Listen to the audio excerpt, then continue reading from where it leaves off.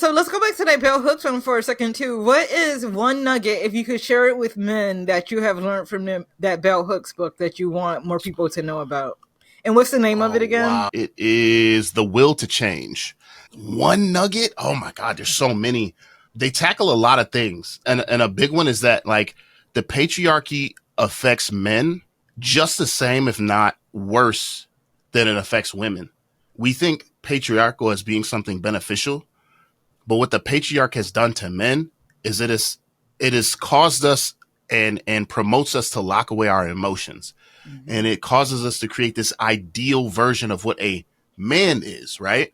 And so what sucks about this ideal of man is men buy into it, right? Other men will be like, oh, that's gay, or don't do that. You're not supposed to, that's not manly. But then women promote it too when they say, I want a real man. I want a man who provides, and I want a man who does this. That may not seem like it's a part of the patriarchy, but this whole like provider, mother stays at home, that's all patriarchal based. And so in that system, men are not allowed to feel, right? The true man is not allowed to feel. So I guess my one nugget would be like, really challenge what it means to be a real man. Like if you're not allowed to cry, is that and suicide rates of men are going up. Yep.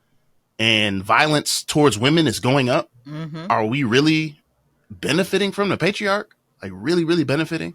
So that would be my nugget would be that question. It's for everyone to ask themselves that.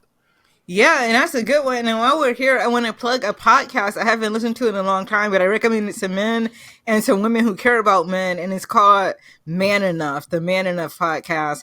And it has two men on there and a woman, and it's really good. Have you listened to it? I've listened to bits and pieces. I still need to dive into it. Jillian listens to it. My fiance, she listens to it religiously. And we always talk about things from that episode, or if there's certain, because her and I, we talk weekly just about, you know, the readings that I'm doing and just like things that are going on in the world. Cause we try to have an open relationship where we open communication within the relationship where like we don't have any roles. You know what I mean? There's no breadwinner in this house, like that kind of thing. Like, Yeah. so we talk about that all the time. And that podcast really tackles the tough questions. It does. And It really it's so does. good. And each personality on there is really interesting.